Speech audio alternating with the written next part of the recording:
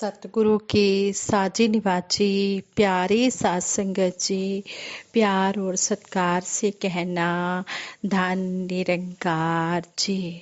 सात संगत जी, दासी सतगुरु निरंकार दातार, आप सात संगत माँ के आशीर्वाद से आप जी के चरणों में एक स्टोरी शेयर करने जा रही है। आप जी ये स्टोरी प्रवान करें, अगर कोई गलती हो जाए तो क्षमा करें। इस स्टोरी का शीर्षक है जैसी दृष्टि वैसी सृष्टि।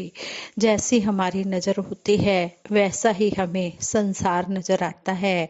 अगर हमारी नज़र अच्छी है तो हमें सभी अच्छे नज़र आते हैं, और अगर हमारी नज़र अच्छी नहीं है तो हमें सभी बुरे नज़र आते हैं। कबीर दास जी ने कहा है, बुरा जो देखन मैं चला बुरा न मिल्या कोई, जिन खोजा अपना मुझसा बुरा न कोई। कबीर दास जी ने इस दोहे द्वारा हमें समझाया भी है कि मैं बुरा देखने गया लेकिन मुझे कोई बुरा नहीं मिला। मैंने सारी चारों तरफ देखा लेकिन कोई भी बुरा व्यक्ति नहीं मिला। मैंने अपने अंदर जब खोजा ढूंढा तो मैंने देखा कि मुझसा बुरा कोई नहीं है। अगर हमारी भी दृष्टि ऐसी हो, हम सभी को अच्छा अच्छा देखने लग जाएं, तो हमें सारा संसार स्वर्ग जैसा नजर आने लगेगा। इस तरह हमें सतगुरु माता सुदीक्षा जी महाराज भी हर पल यही समझा रहे हैं कि हमने अपनी तरफ देखना है, अपने अवगुणों की तरफ देखना है और दूसरों के गुणों की तरफ ध्यान देना है। अगर हम दूसरों के गुणों को ग्रहण करते चले जाएंगे और अपने अवगुणों को मन से निकालते चले जाएंगे तो फिर हमारे अंदर गुण ही गुण आते चले जाएंगे, और जैसी हम अपनी नज़र रखेंगे वैसा ही हमें सामने वाला नजर आएगा। दासी स्टोरी शुरू करने जा रही है।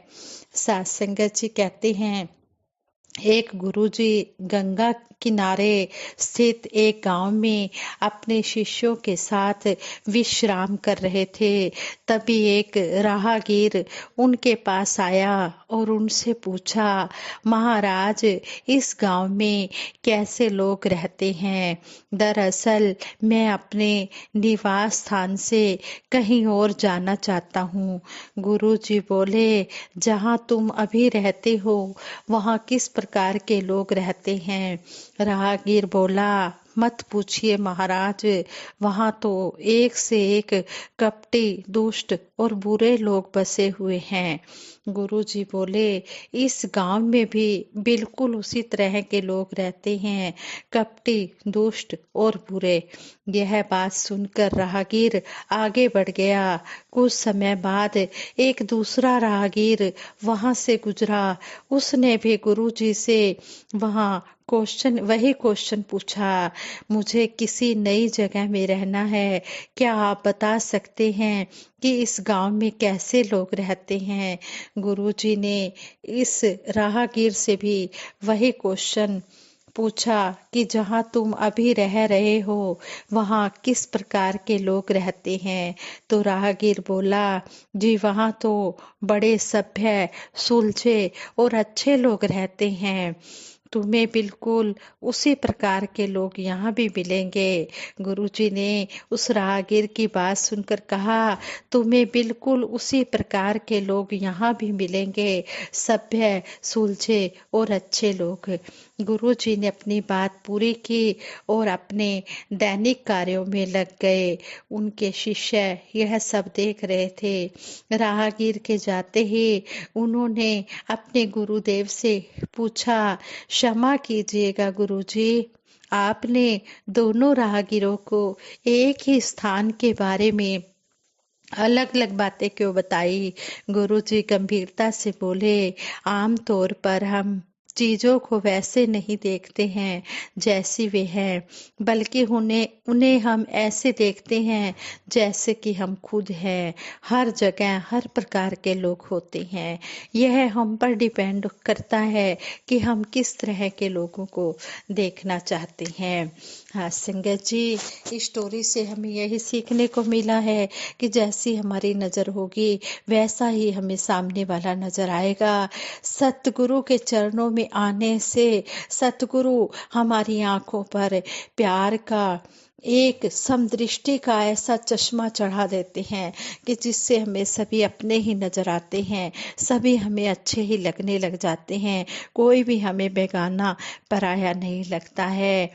सा सतगुरु बाबा हरदेव सिंह जी महाराज भी अपने विचारों द्वारा हमें यही समझाते हैं, साधु रह के दुनिया अंदर वांग कमल दे न्यारा रहे, कि संत महात्मा बनने के बाद कमल के फूल की तरह रहना है दुनिया में कार्य व्यवहार भी करने हैं, लेकिन अपने आप को सतगुरु निरंकार दातार के चरणों में जोड़कर रखेंगे तो हम दुनियावी ये जो वैर ईर्ष्या निंदा लोभ लालच की ये जो कामनाएं हैं इनसे हम बच जाएंगे। इस संसार में रहकर संसार से न्यारे बनकर रहना है। भगत इस निरंकार परमात्मा के साथ जुड़ता है, यह परमात्मा निर्लेप सता है। जब इसके साथ मन का नाता इस काजल की कोठरी में रहते हुए भी जुड़ा रहता है तो तब यह कालिक नहीं लगती। शरीर भले ही संसार में रहता है लेकिन एक मन वही बात की हाथ कार वाल दिल यार वाल। हाथ हमारे कर्म की ओर रहते हैं लेकिन दिल इस प्रभु के साथ जुड़ा होता है। सात संगत जी कहने का भाव यही है कि भगत मन का नाता इस निरंकार के साथ जोड़े रखते हैं। संसार से नाता तोड़ें और इस परमात्मा से जोड़ें तो वही वास्तव में पूर्ण आनंद प्राप्त करता है। नाता तोड़ने का भाव यह नहीं कि हमने किसी के साथ बोलचाल ही नहीं रखनी है, हमने कार्य व्यवहार ही नहीं करने हैं। इसका भाव यह है कि हाथ कर्म की ओर हो, चाहे हम दुनियावी काम कर रहे हो लेकिन हमारा नाता उस रूप में भी इस प्रभु के साथ जुड़ा रहे, जिसको भगवान श्री कृष्ण जी ने कहा कि ना आसक्ति ना विरक्ति, बल्कि ना आसक्ति ना विरक्ति, बल्कि हमारा जो मन है वो कमल के फूल की तरह है, इस निरंकार के साथ जुड़ा रहे। जिस तरह कमल का फूल जल से नाता नहीं तोड़ेगा, यानी कि वह उससे अलग नहीं होगा, ऐसा भी नहीं है कि कमल का फूल जल में डूब जाएगा।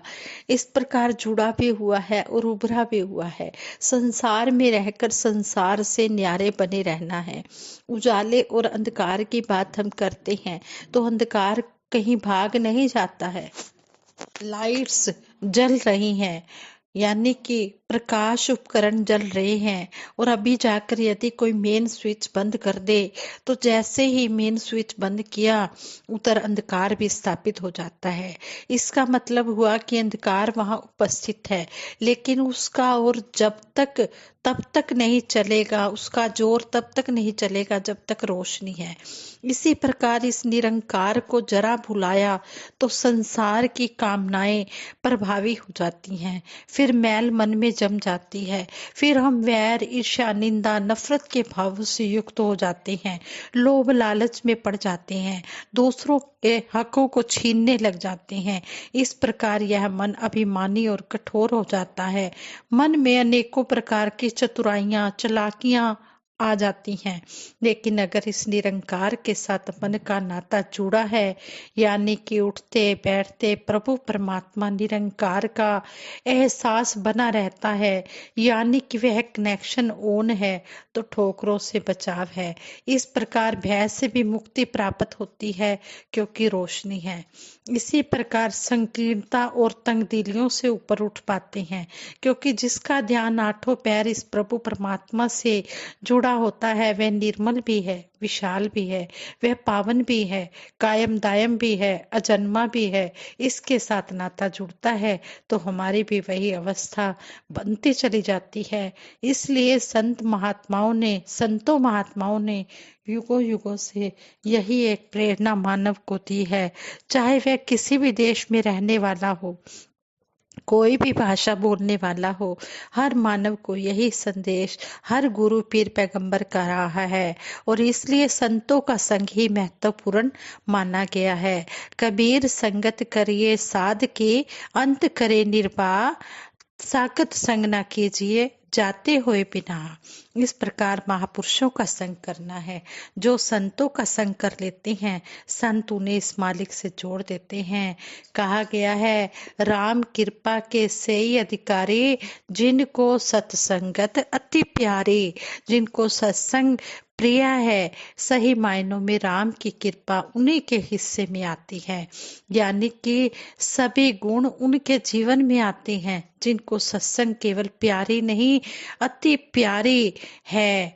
हमेशा इच्छा यही रहे कि हम संतों का संग करते रहे। वही बात जो कबीर जी ने भी कही है, गंगा के संग सलता बिगड़ी, सो सलिता गंगा होए निबरी।